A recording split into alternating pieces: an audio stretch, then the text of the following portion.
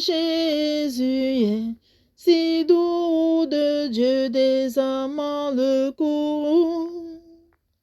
Il nous appelle au rendez-vous précieux nom de Jésus. Jésus, béni soit ton nom. Jésus, ô merveilleux don. Jésus, suprême rançon, sois adoré pour toujours. Suprême rançon, sois adoré pour toujours. Merci mon Dieu, mon roi. Dans notre suprême rançon, dans notre merveilleux don, sois encore glorifié, Seigneur Jésus de Nazareth. Sois encore magnifié pour tout ce que tu es. Toi le seul Dieu puissant et merveilleux. Toi qui nous révèles les choses cachées. Toi, Seigneur, qui nous appelle tous à nous repentir, à revenir entièrement à toi. Sois encore glorifié en ce moment, Seigneur. Et que toute la gloire et l'honneur te soit rendu pour des siècles des siècles. Bonjour, bonsoir, peuple de Dieu. Je viens encore ce jour partager avec vous la révélation du Seigneur concernant la guerre en Ukraine. Cette guerre qui a débuté le 24 février 2022. Justement, durant ce moment, c'était justement en février, vous savez, m'avait dit ce qu'il pense, m'avait dit sa pensée concernant la guerre.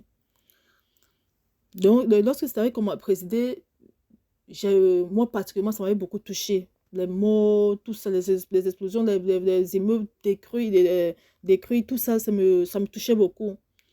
Et en tant qu'intercédeur, en tant qu'enfant de Dieu, c'est ça notre rôle, c'est toujours de prier, d'intercéder, d'implorer la grâce du Seigneur par rapport à toute situation.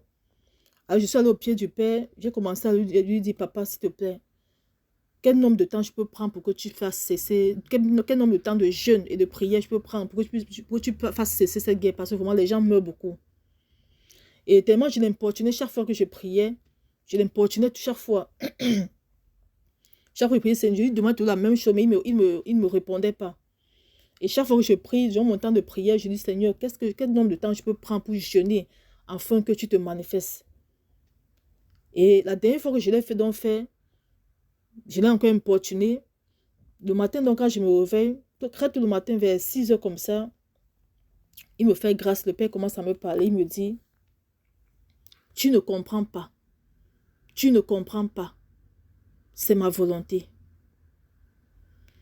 Il continue encore en me disant, Poutine va réussir, mais il sera roni, c'est-à-dire déshonoré, et il va mourir.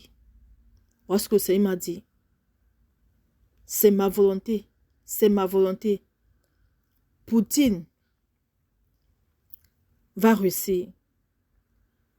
Il sera roni. Il va mourir.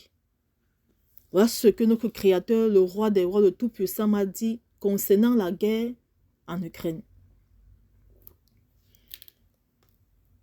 Lorsque le Seigneur dit Poutine va réussir, qu'est-ce qu'il veut par là dire? Le Seigneur m'a fait comprendre par là qu'au sortir de cette guerre, certes, il y aura quelque chose.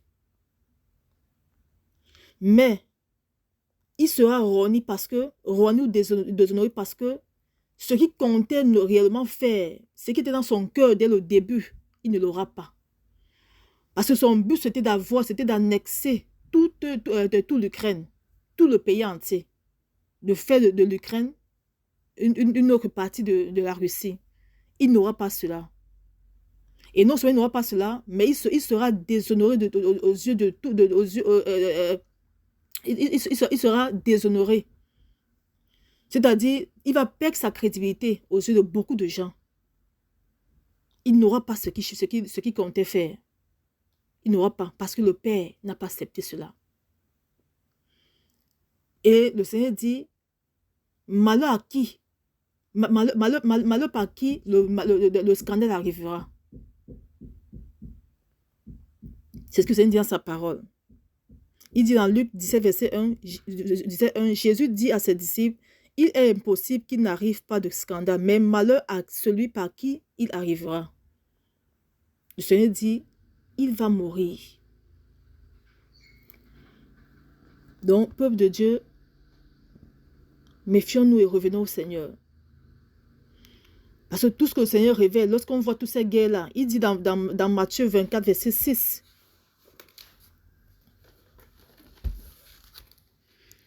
vous entendrez parler de guerre et de bruit de guerre. Gardez-vous d'être troublés, car il faut que ces choses arrivent, mais ce ne sera pas encore la fin. Au verset 7, une nation s'élèvera contre une nation et un royaume contre un royaume. Et il y aura en divers lieux des famines et des tremblements de terre. Voilà ce que la parole de Dieu nous dit, mes frères et sœurs. Qu'il faut que ces choses arrivent. Elles vont arriver. Elles sont encore plus pires que ça.